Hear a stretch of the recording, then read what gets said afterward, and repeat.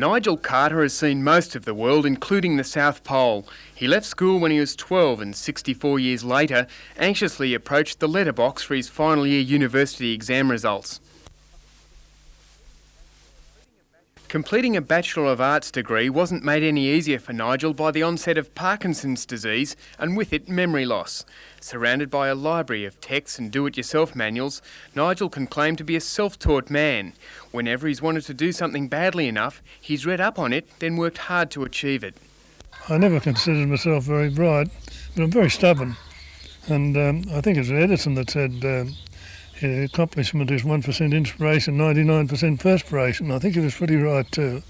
Nigel worked the land until he was 30. With a yen for sailing, he built a small wooden boat to use on the dam.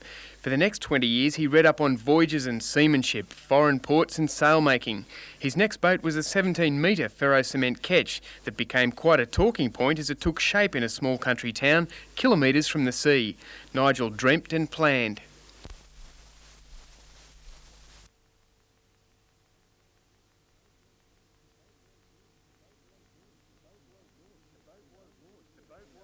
The boat was launched, but soon afterwards his wife's illness and death robbed Nigel of his focus in life. Eventually new horizons opened through study. 6 years and stacks of books and assignments later, Nigel has passed his degree with flying colours and is now considering master's studies. Somebody said the hardest part of any accomplishment is starting it, and I think that's very true. Once you've started, you get involved and it's quite easy to carry on. Times it gets a little difficult, but it's a matter of sticking your nose on the grindstone and wearing it away, I think.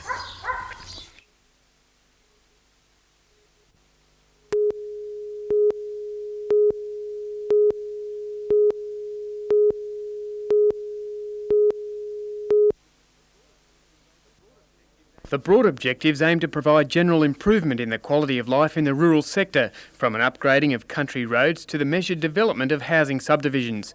The council hopes to see a new town water treatment plant completed within its current term and will attempt to maintain the environmental and economic viability of Singleton and its surrounds. Council management will also go under the spotlight, with senior officers made more accountable for their actions and working toward improved performance. A key strategy in the plan is to encourage environmentally responsible development.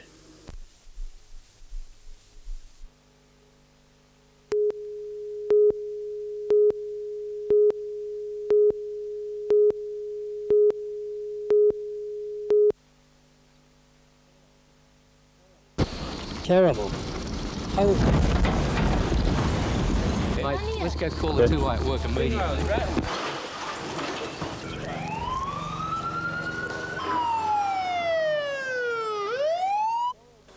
Tomorrow will mark the second anniversary of the quake that killed 13 people and devastated Newcastle.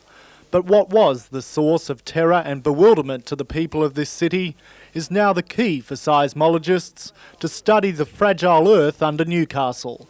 5 state-of-the-art seismographs have been installed around the area, making Newcastle the most sophisticated earthquake monitoring site in Australia. The seismographs in the Hunter area are in the northern portion near Chichester Dam, in North Lambton, in Newcastle, in Merriweather, in the Belmont area and in the Kurri-Kurri-Cessnock area. David Denham from the Bureau of Mineral Resources in Canberra, which is in charge of the seismographs, says studying tremors will help in designing more shock-resistant buildings and assessing when quakes will occur. Dr. Denham says Newcastle can expect another earthquake, but the question the scientists are trying to answer is when. He says, judging by Newcastle's seismic history, a quake similar to the '89 disaster could hit in about 50 years' time. We have set up this network to gather real data so that we are not caught unawares as on the 28th of December 1989. 2 of the 5 units have been rigged to send seismic messages directly to Canberra, and apart from truck rumblings and mine explosions, so far there's been no telltale jagged lines on the readings. Scott Bevan, NBN News.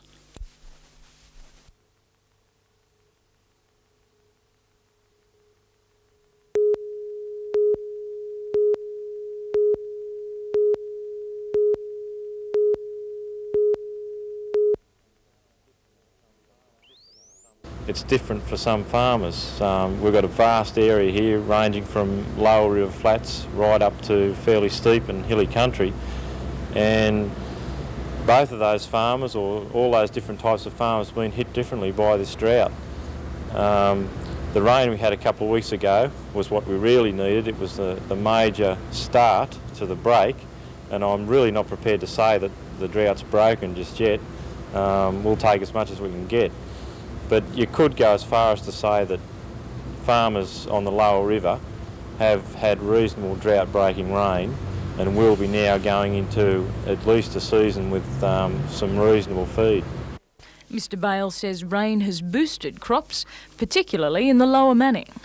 They would have planted sorghums and millets and peas, and they'd be up now, and this rain would be beautiful on top of that. Some sorghum plantings now would be grazeable, so again, some rain on that and the hot weather and the way it'll go.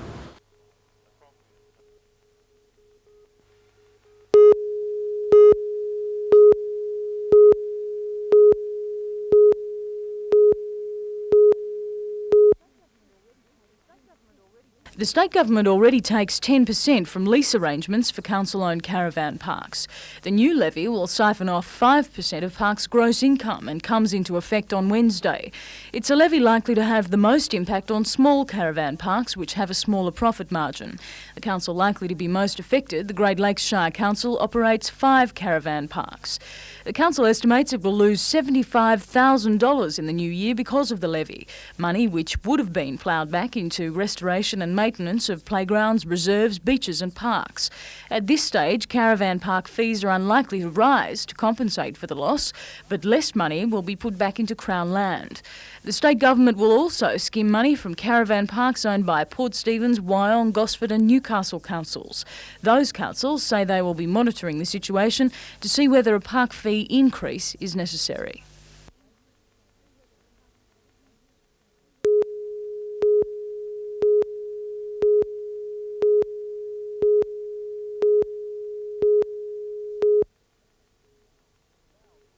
For thousands of Christmas holiday makers, the Myall Lakes are the ultimate aquatic playground.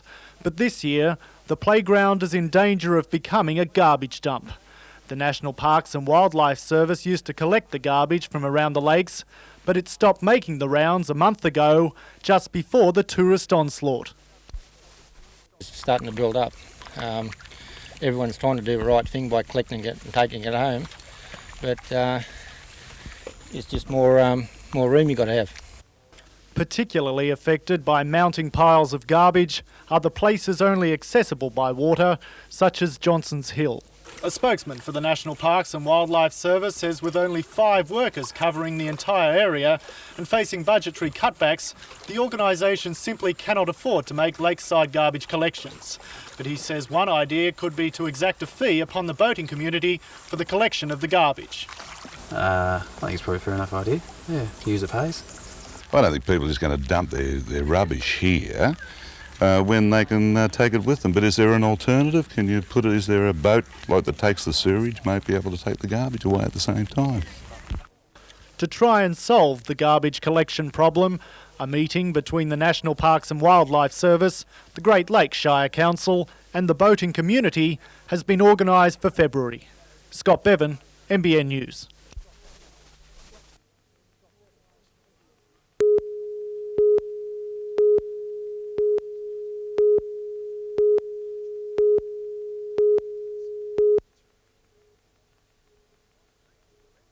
The pace was electric early on and the Breakers keeper Mike Gibson was right in the action. Carl Vert was everywhere up front, this header over the top. Pushing forward in the hope of applying some pressure, Roberts' long ball fell beautifully for Kosh. He flicked a little pass to Maloney and he forced City's keeper to make the great save. But City replied, again terrorising the Breakers' goal. And they had another chance, but unselfish play cost them the opening goal. But the goal eventually came from a corner, a Moffat flick on picked up by Joe Mullen. City attacked relentlessly, Gibson caught into action once again. With a minute left in the match, Heddle laid on a great ball to Meredith and his sliding cross found Maloney. Final score, Adelaide City 1, BHP Breakers 1.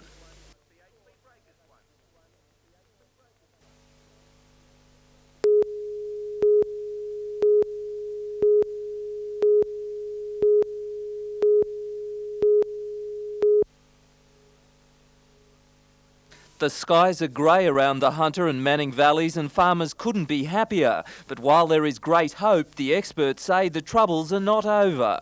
And I'm really not prepared to say that the drought's broken just yet. River flats along the lower Manning have responded to the rains, but at the head of the river, beef producers are fighting to keep their stock alive. It's going to take some time to recover. There's a lot of areas of bare soil. The Manning, Gloucester, Barrington, Williams and Hunter rivers are all running. Singleton has received 142 millimetres of rain this month. Dungog and Gloucester have had falls nearing 200 mils. Cassilis and Murrurundi have also had soaking rains.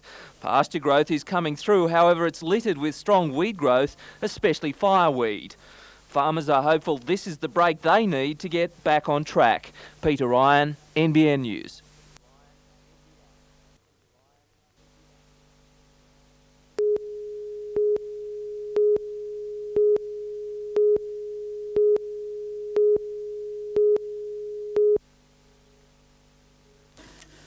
Just about the busiest people on the north coast at the moment are television aerial installers. Television aggregation and the resulting introduction of new channels on the UHF or ultra-high frequency band has meant huge sales of aerials. New shopfronts have appeared overnight, all specialising in sales and installation of the hardware necessary to watch the television newcomers. We just tell them that they'll be transmitting on VHF and UHF for a fair while, so people will need both antennas. Most people will need both antennas around this area. Most of other problems, if they get any, we'll solve them for them. The UHF aerials range in price from about $60 for a standard model up to around $200 for a fringe area special. However, the bottom line for viewers is to get the right advice before purchasing any aerial.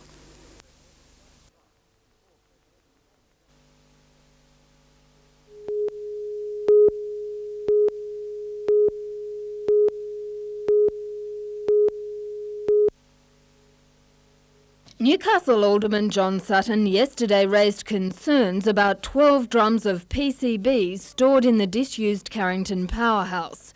Exposure to high concentrations of PCBs is known to cause serious health problems. The State Pollution Control Commission has inspected the site. Although vandals could have gained access to the room through a hole in the wall, the SPCC has found no fault with the way the Maritime Services Board is storing the waste. Considering that that components containing PCBs are right throughout the modern society, in industry and in domestic situations, I think it's not unreasonable. The only way to safely destroy PCBs is in special high-temperature incinerators. Australia has no such facility, so the waste is stored or disposed of overseas. In Newcastle, there are only 2 sites licensed to store large quantities of PCBs. Alan Krapp believes dozens of organisations would be holding small amounts of the toxic waste. There has been this proposal for a long time now to build a high-temperature incinerator in Australia, in which case we'd be able to destroy them there. The problem is no one seems to want a toxic waste incinerator in their backyard. Jane Anderson, NBN News.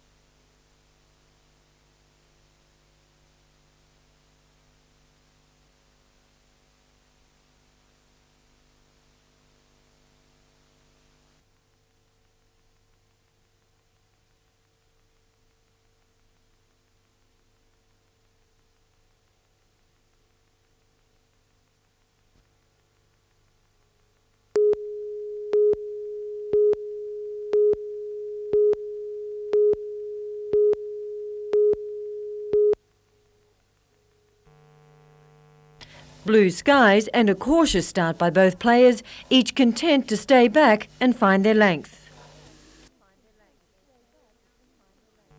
Down 2-1, Svensson turned to his strength shot to level the score. As on-court temperatures rose, so did the pace of play.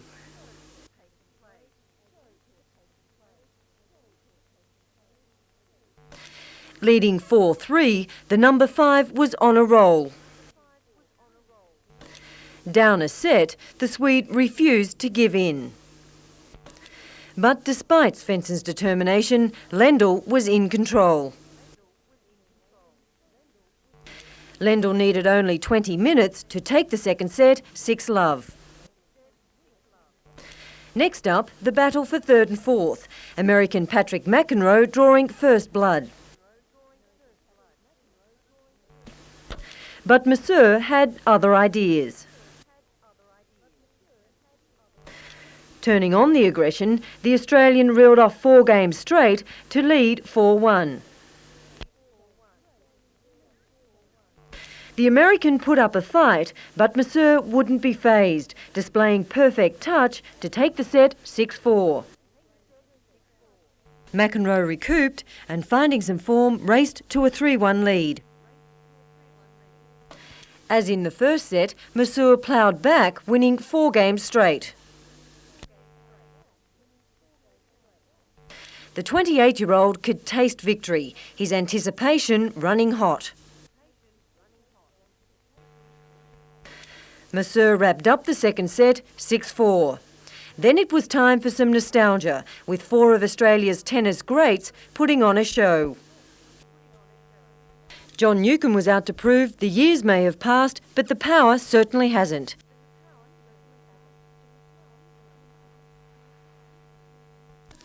Catherine Lamond, NBN News.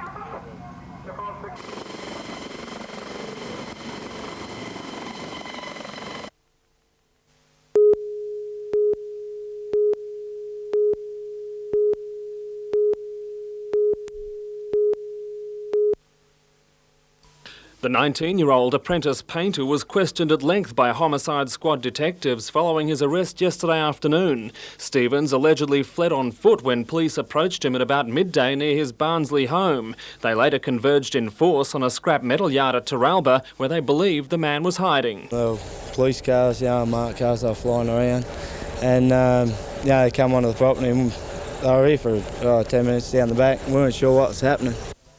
Stevens was eventually found by a police tracker dog. Several hours later, he was formally charged.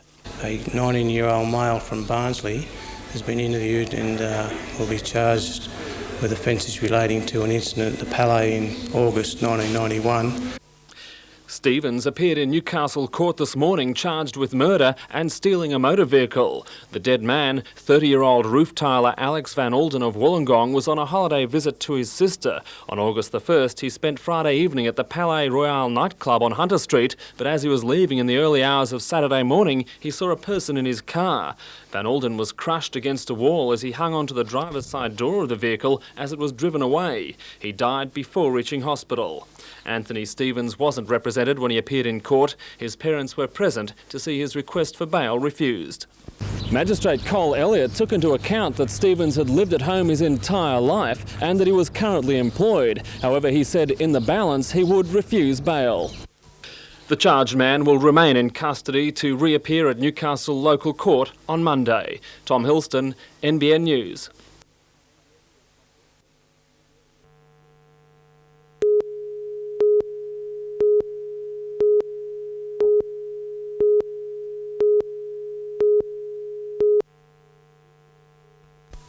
The attack on a defenceless elderly woman took place in a house on Smith Road in the first hours of New Year's Day. She went to bed shortly after 12 midnight, after celebrating New Year's Eve.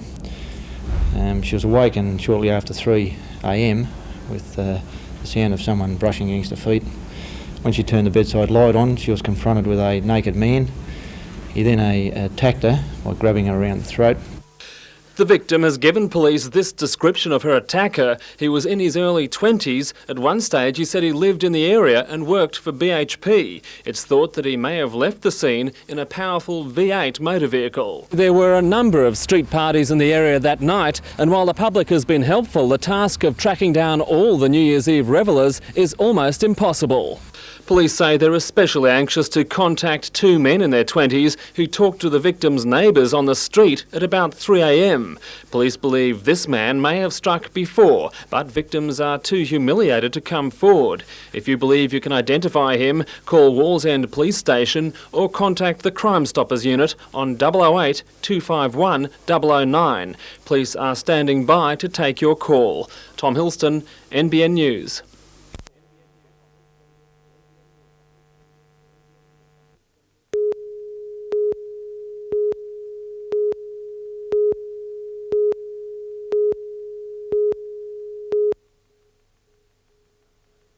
Andrea Temesvari had had a dream tournament before running into an informed Provis.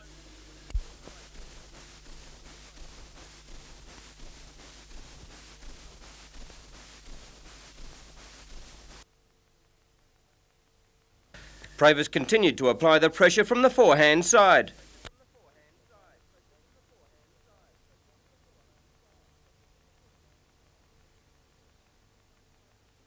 And it was all over fairly quickly, 6-3, 6-love.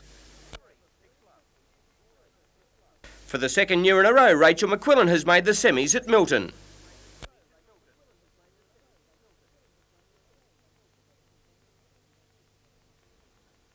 While the forehand was a major weapon, her backhand was brilliant.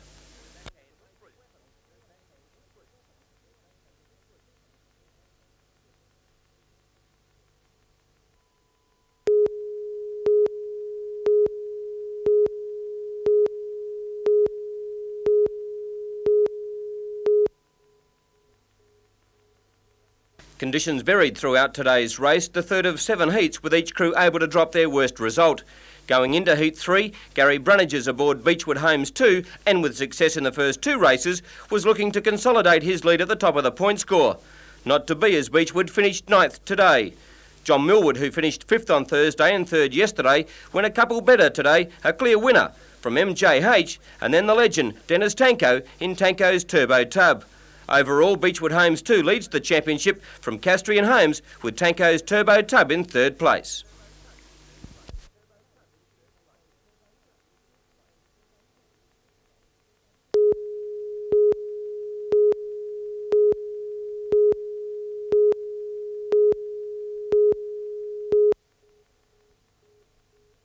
Joining club stalwarts at Tuggerah Lakes, New South Wales team members, members of the national squads, shooters from the ACT and from all around the state, and one lone marksman from New Zealand.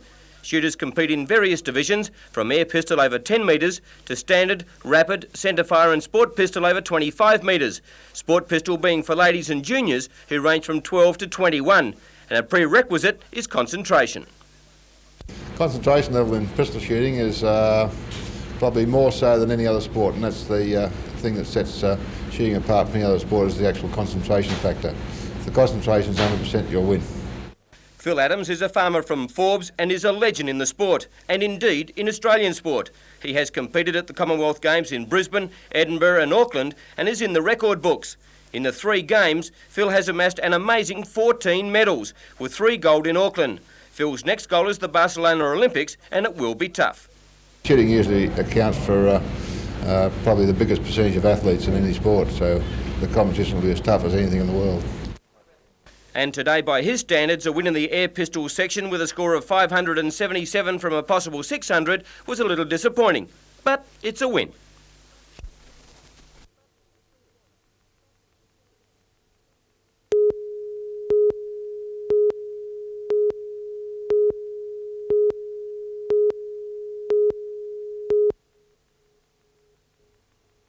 Pierre Essers was the draw card and more than 5,000 fans turned out on a balmy evening. His first taste of action was a little too aggressive.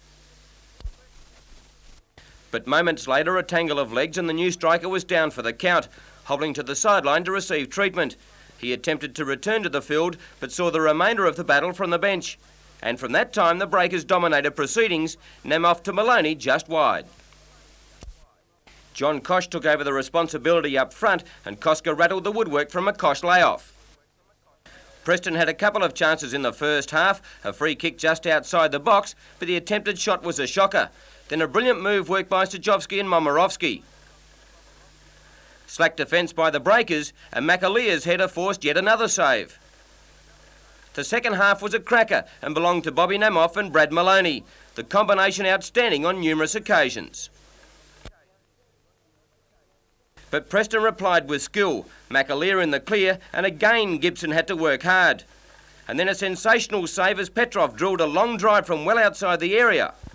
But the final throw of the dice went to the Breakers, and it was Heddle's turn to hit the crossbar. But not one of the 5,000 fans were disappointed with the scoreline. The BHP Breakers 0, Preston 0.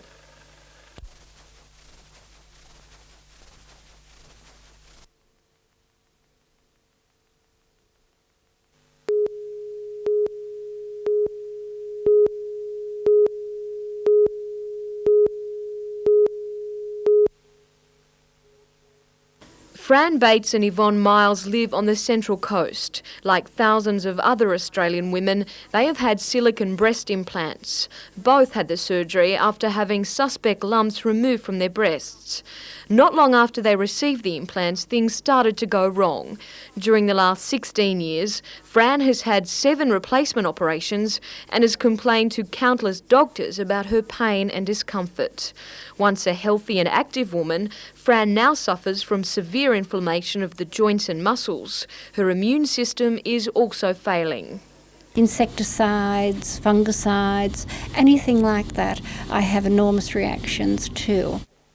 Yvonne says she suffers from the same symptoms. For the last 10 years she has been on a constant cortisone treatment just to make life bearable. So are you in pain now? I have been in pain ever since, yes. In constant agony and getting no answers from doctors, Fran had her implants removed 2 months ago. She has discovered the silicone leaked through her body. While she may feel uncomfortable with the way she now looks, Fran says she had no alternative. I just couldn't go on any longer with these 2 hard lumps flapping around on my body. Yvonne is having her implants removed next month. And I wish now that I had never had them. I would rather be flat-chested than to have put up with what I've put up with for the last 16 years.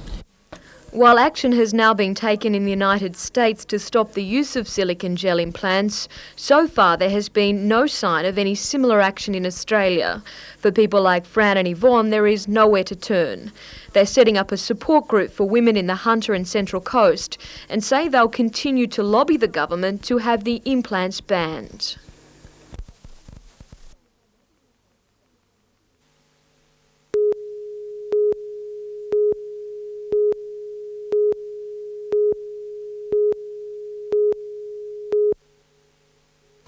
The 24-year-old man was rescued by farmers and campers after his four-wheel drive rolled in rugged country west of Stewartsbrook near Scone this afternoon. He suffered multiple fractures in the crash and was thrown into a blackberry bush where he remained tangled until rescuers arrived a couple of hours after he was reported overdue. The man was airlifted to John Hunter Hospital where he remains in a serious condition. And late this evening, the rescue helicopter joined police rescue units at Fraser Park on the Central Coast, where it was feared a motorist may have been trapped in a car at the base of a gorge. In a risky operation, a winchman was able to confirm that the vehicle was empty. It's now suspected the car may have been stolen and dumped. Tom Hilston, NBN News.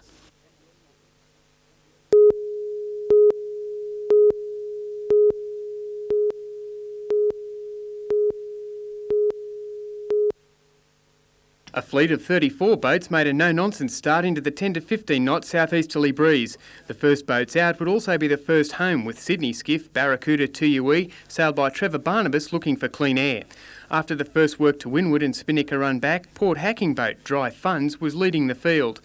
Competition points leader Beechwood Homes 2, sailed by Gary Brunnages, seemed to be labouring, dropping back behind local challengers Castrian Homes and MJH. With the breeze freshening, Barracuda TUE made its dash to the lead, and barring mishap looked like holding a healthy distance ahead of the rest. The boats are sailing a 7-heat series and will be judged on their best 6 races. Barracuda TUE's victory puts it 4th overall. Castrian Homes, which finished 2nd today, leads the points score, followed by MJH in overall 3rd.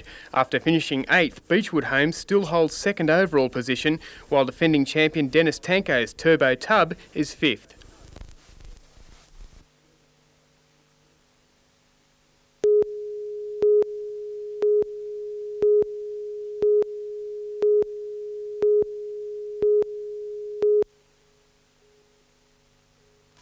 The theft of more than 50 pairs of fashion jeans from the Charlestown Mall was reported early this morning. Police say the men's and women's jeans were similar to these Levi labels, which were dropped by the thieves as they fled. It's estimated the total value of the haul was well in excess of $1,500. Today, police displayed a pair of bolt cutters and a shirt left behind by the culprit. The description is a 15 to 16-year-old youth with red spiked hair. Now, we believe that possibly the offenders are locals. It's the second big robbery at Charlestown in 24 hours. Yesterday, a group of 4 youths of Asian appearance are believed to have stolen Metro bus tickets and telephone cards worth more than $2,000 from a news agency in Charlestown Square. The operators have given police a list of serial numbers. Police say it would be wrong to describe a series of robberies over recent months as a crime wave.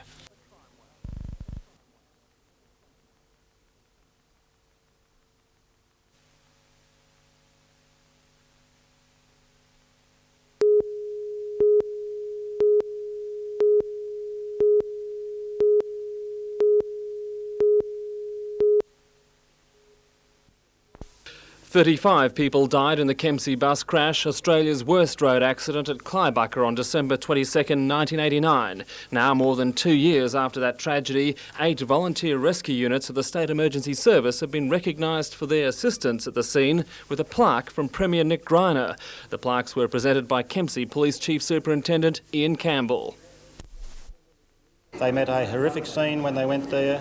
There was people deceased, there were people crying out in agony, and they toiled there for night and day and stayed on until the finish of everything. Although the wheels of bureaucracy have turned slowly, the SES volunteers say they weren't expecting any kind of official recognition anyway. Nevertheless, the memories of that terrible day haven't dimmed.